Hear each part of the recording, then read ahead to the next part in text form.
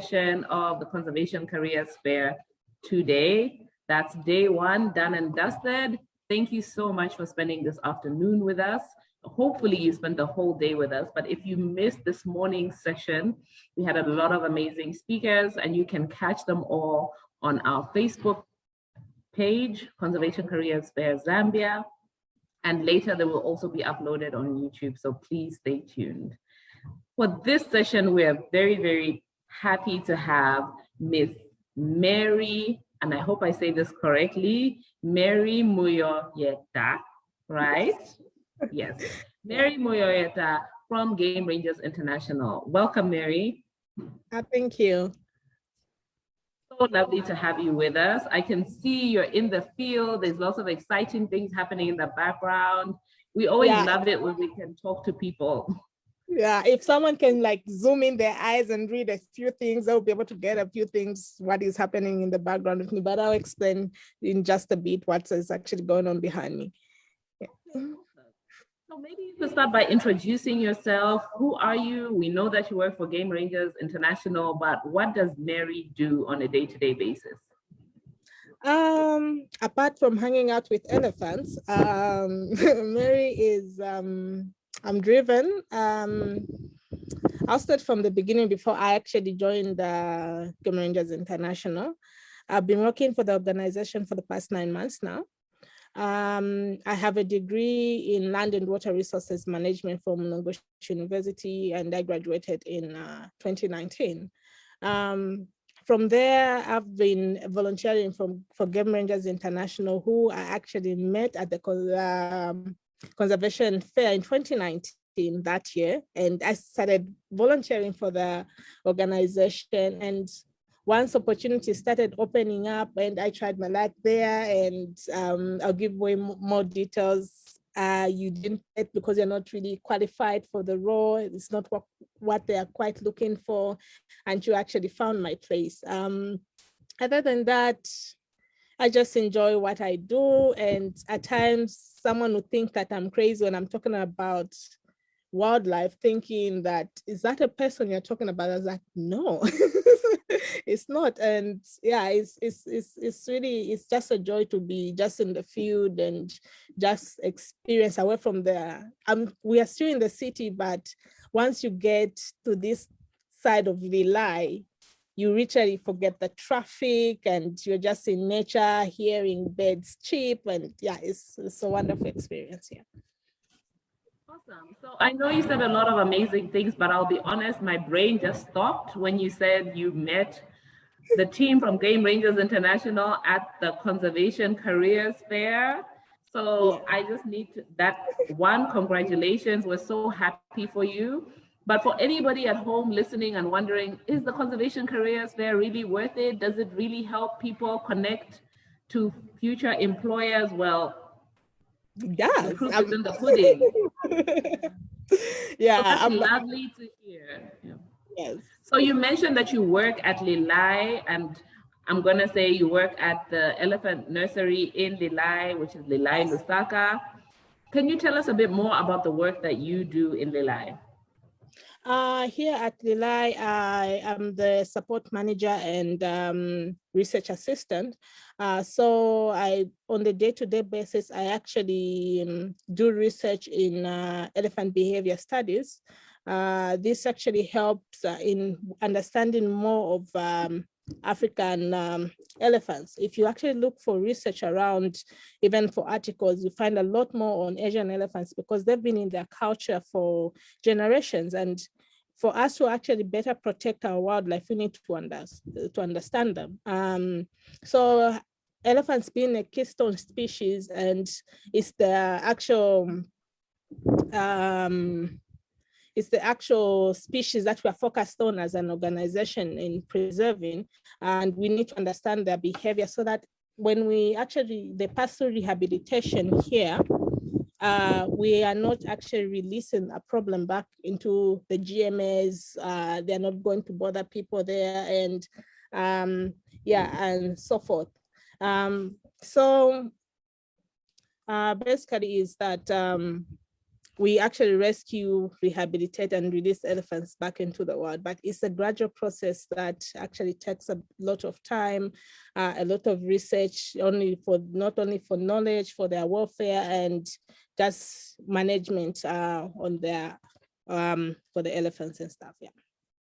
Yeah, I completely agree. That is a mammoth task and very commendable what you're doing. I'm glad that you really highlighted that there's a lot of elephants out there that are orphaned or displaced, and you take them in, you rehabilitate them. But unlike other places, you make sure that they get back into the wild where they belong.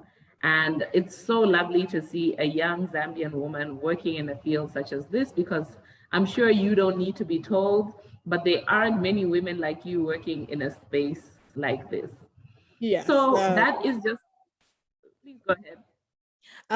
It's more even when someone looks at your background, they'll ask you like, what did you study for you to actually get into this?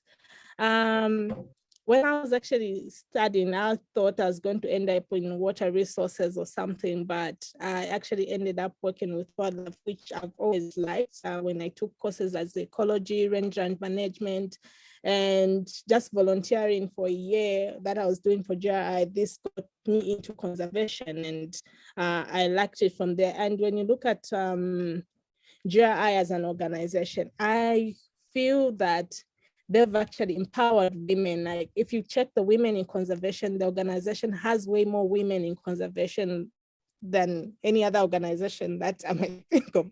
So, yeah. Yeah, that is amazing.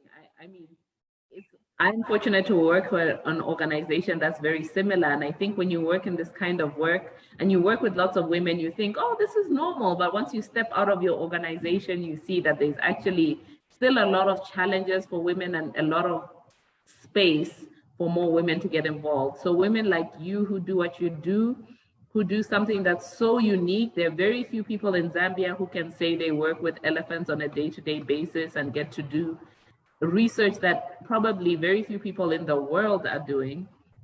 Women like you are creating opportunities, are shining a light and encouraging other women to get involved. So we thank you so much for that.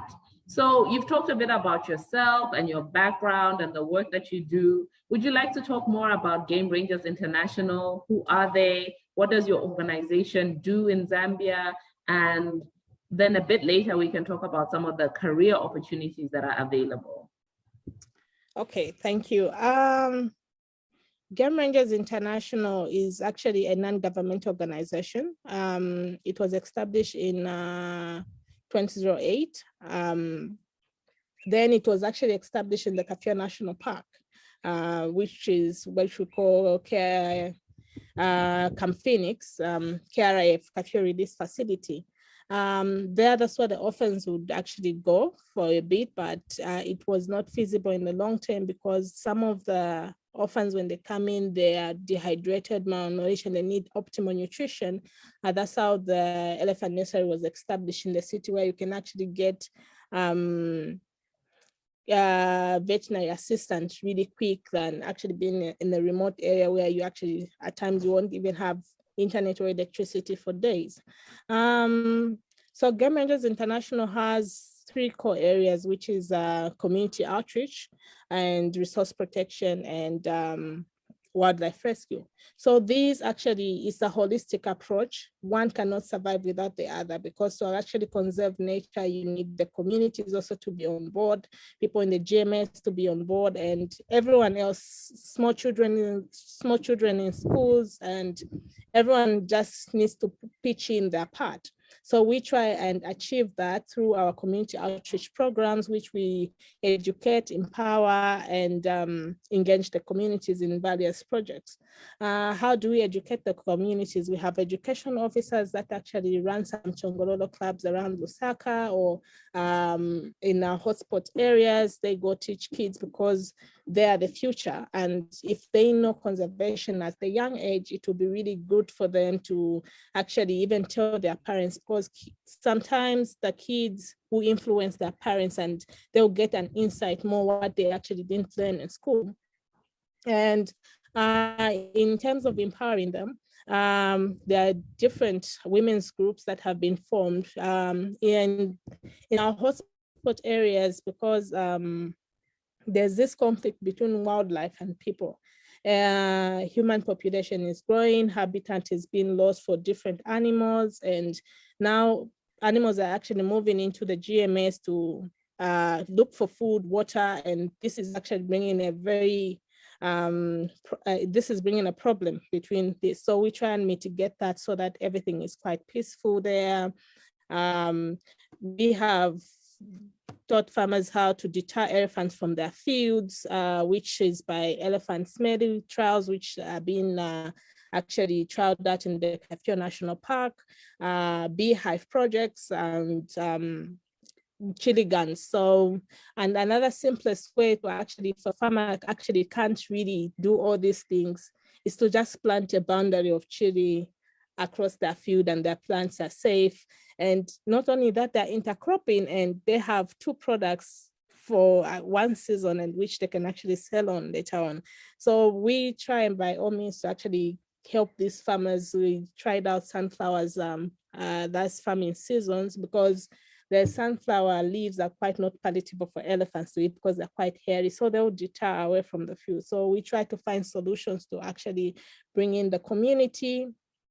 And us as an organization, we are there because they know that this organization that does this thing for us and teaches us about wildlife, and if they hear any conflicting wildlife issues, they will be able to contact the Department of National Parks and Wildlife, and hence they can also contact us. Some of the people around those GMAs will actually directly contact Game Rangers International, and you can actually investigate the issue, whether it's something you can intervene in. And we have another, I talked about RPP, which is resource protection. We have anti-poaching units that firefighting and marine protection, which is they have patrols that protect the boundary of Lake Itezhi. And the RPP department actually work hand in hand with the scouts in the Department of National Parks. They try by all means to have people on the ground. They are scouts empowering local communities. They have job opportunities there where they have employed people locally in those communities to be scouts. Some of them are reformed poachers, and there's no one to track a poacher best than someone who actually did some poaching, and they've reformed. They've like now in love with wildlife, and they are doing this great work there. They seize illegal firearms, bushmeat, and everything is documented with the Department of National Parks. And where I am is at the Department of Wildlife Rescue, where we actually rescue, rehabilitate orphaned elephants and release them back. We have so far attended to 56 rescues, and we have 17 elephants in the Kafue National Park that are there, and we have 5 at the nursery right now. Of the 17 that are there, 2 are actually back into the wild, collared, and they're free roaming with wild elephants, which is a good thing that we're seeing the project realize. We had 3 initially that were in the wild, but one of them actually got pregnant by a wild bull and didn't have a head because she's the matriarch of the whole herd. And elephants actually depend on family. The females are back, they're not yet at the release stage, and she's raising her calf right there in the boma with the other elephants. So to see that work, this elephant came in maybe less than a year old, and right now it has its own calf is truly amazing how the work that has been put in all these years. Wow, that's all I can say. Wow. The first thing is when you started this talk, you said, when you talk about elephants, sometimes it sounds like you're talking about people. And for me, that just sounds like you're very passionate about what you do. And it really shows in the way that you're explaining you know, these different stories about these different individuals, but also wow to the amazing work that Game Rangers International is doing. There's so much that I just want to pick on, but I just want to first make sure that you can still hear me, Mary. I can hear you. Yeah, but you mentioned so many things. I'm glad that you mentioned law enforcement. You talked about, you know, anti-poaching patrols and working with community scouts on the ground. And then you mentioned community engagement. You know, you mentioned human-wildlife conflict.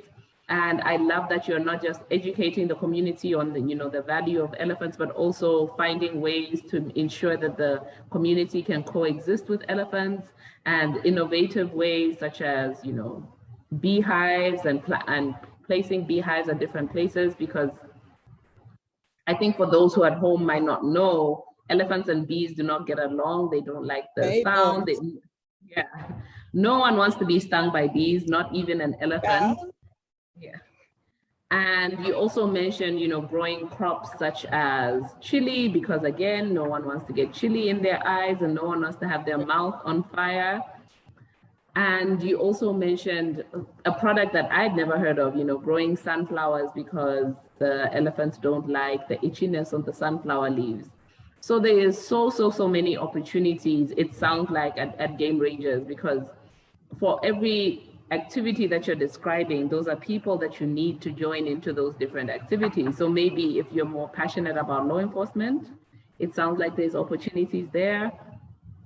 If you're passionate about community engagement and education, there's opportunities there. But could you also mention other opportunities that are available in Game Rangers International, or the kinds of jobs or the kinds of people that you usually look for? If a student today this morning asked me, like, what would I have to study to actually join the organization? I was like, I did land and water. Like, I'm actually in conservation. Yeah, it's conserving the natural resources, but I found myself in wildlife. Though the thing is, anyone can actually work. It's just about the passion and where you find yourself. You could be doing education and you end up being an environmental education officer. You have, like, maybe you have done sociology, you understand people, social structures and stuff. And all the knowledge that I've returned, because I've just been working for a short period job. When you look at some of the jobs out there, they'll tell you 5 years experience. But everything I've learned in behavior studies, I've been taught, and I'm still learning on the job. And it's can you still hear me? Yes, I can. Yeah. Oh, yeah. So I have learned everything on the job. Most of the opportunities that I hear is across the whole spectrum of GRI. Like, you can check our vacancy spots online. There are jobs that are always advertised there, but we also have internship program. Right now, as a research unit, we are actually working on a more tight program to actually having interns for both of our facilities come in, rotating every 3 months, and you have new people, and hence training way more young people in this career, and they actually get to live the bush life and actually get to sleep in a safari tent if you're up for that. But yeah. In terms of opportunities, internship is quite available when there are actually slots. You have your application is right there in our database. If you had sent it, we'll actually communicate to you.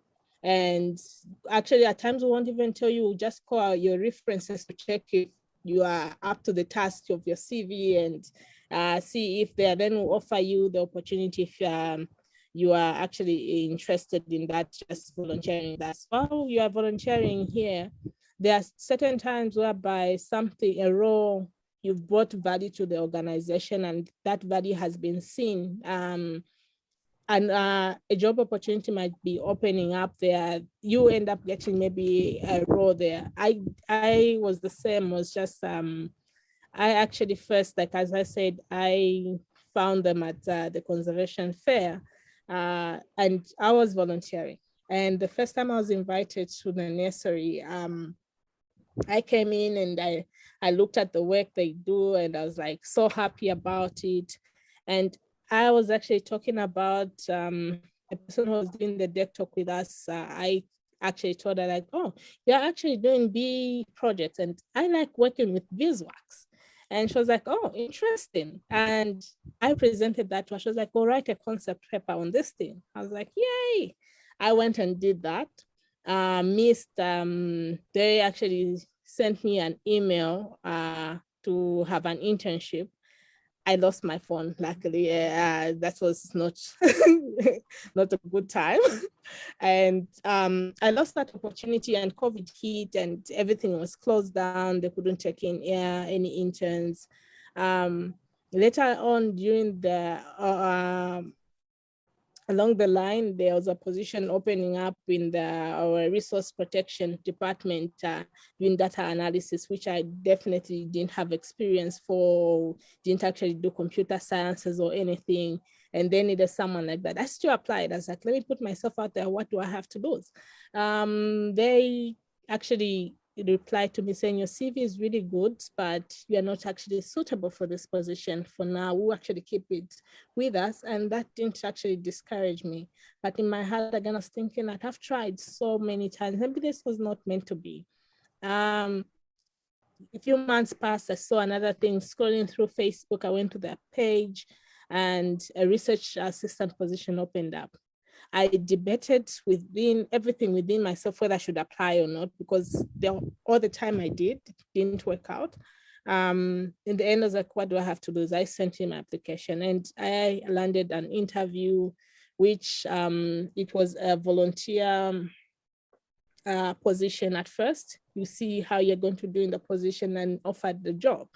And I came in with everything I got, just putting in. And upon being offered that job as a research assistant, I got a promotion to be the support manager in the same run. I was like, okay, this is cool. And here I am trying to learn everything I can. And just doesn't matter where, as long as you have the passion, because like when you look at conservation, we are all involved. You need to have a hand. Everyone needs to actually pitch in wherever they can. Yeah. Okay, great. Thank you so much for that. And I'm glad that you touched on your tenacity, the opportunities that you got, but also the opportunities that you didn't get. Because I think for the young people sitting at home, now that you are a successful conservationist, they might be the impression that you've just had win after win after win, but there's also been trials and tribulations and yeses and nos. So it's good to hear from you. We have a few questions from our audience. The first one I will read out and then I will kind of turn it on its head a bit. And it says, how true is it that working for your organization is the greatest risk that one can take? But I think, I hope what they're really asking is rather, like you mentioned, you work with elephants, and for a lot of people who've never been around elephants, they can be scary. They can, you hear about people being trampled by elephants. So it can sound like a scary and dangerous job. How do you deal with such a scary and dangerous or perceived to be dangerous job?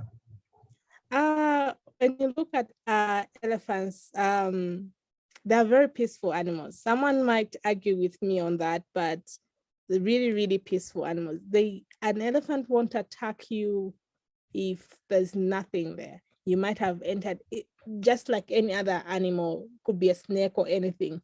You, even a human being, you cross their boundaries, and there's someone who lose their temper, and that's where mishaps happen.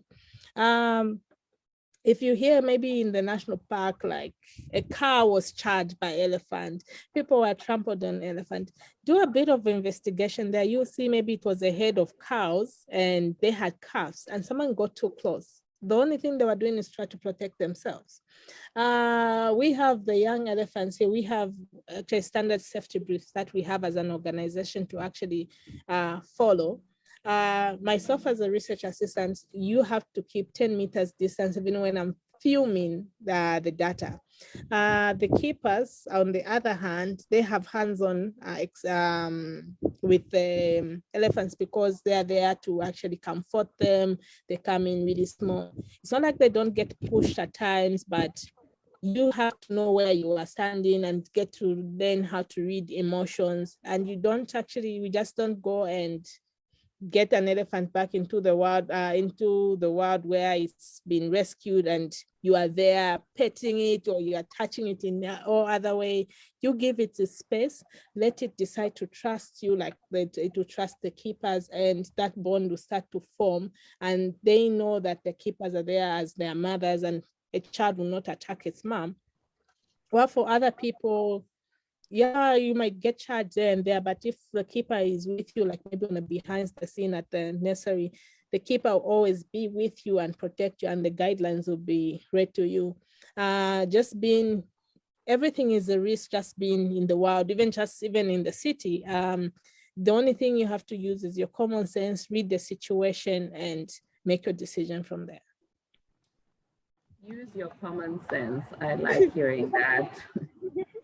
Another question is that, do you conduct trainings for those who might be interested in becoming a ranger?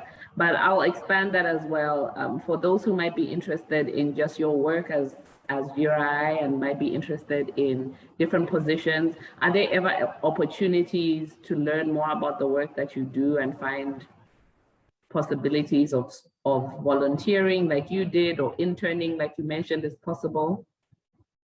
Yes, it's possible to find opportunities because opportunities open up everywhere. At times, it's just a matter of finding them and actually seizing them.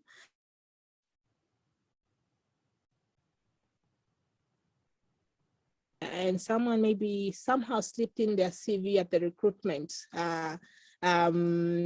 address, and they look at that and they're like, this is impressive, and they decide to contact your references. Before you know it, you have that.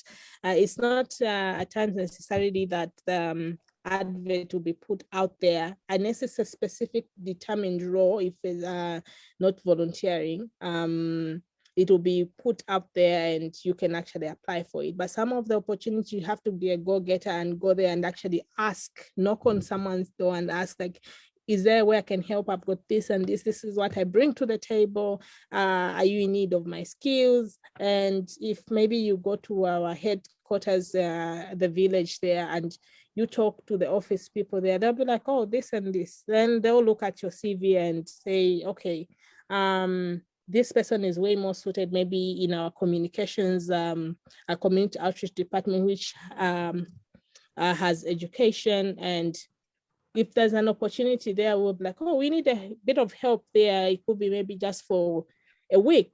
And someone is doing a huge community outreach project. Yeah, you surrender your time there and you have the passion for it. We're always welcoming people that could bring something to the table and actually help out. I love that. I love you mentioned being tenacious, not giving up, standing up, going to the places in person and presenting yourself.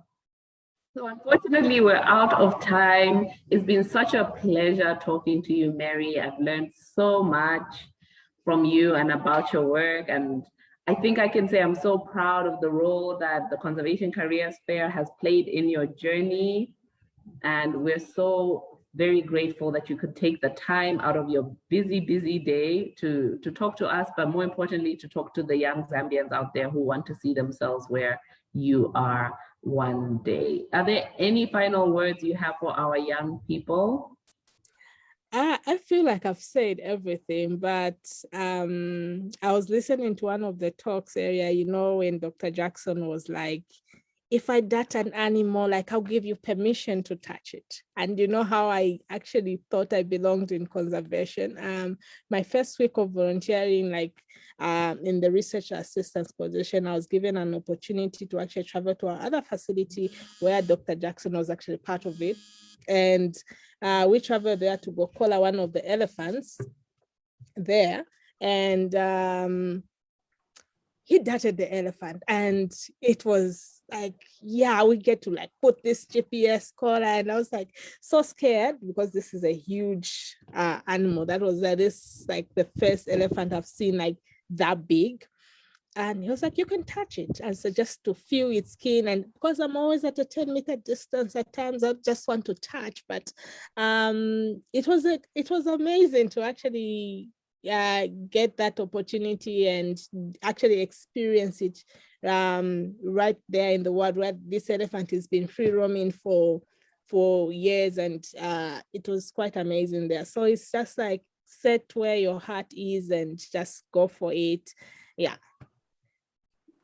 And just that time, take a risk. It pays off. It really does. It paid off for you. So thank you once again, Mary. It's been an absolute pleasure, and we hope that we have another opportunity to talk to you again and learn more about your story. And for those of you who are watching at home, at school, or wherever you are right now, thank you so much for joining us today for the first day of the Zambian Conservation Careers Fair 2021. We will be back first thing tomorrow morning with more amazing conservationists like Mary. And we'll also have a panel discussion with some HR specialists, and you don't want to miss that, because you will get to hear from the experts, the people who hire you for the job, how you can get the job or what you are doing that's preventing you from getting the job. So please tune in tomorrow. Thank you so much. Have a good evening. Thank you.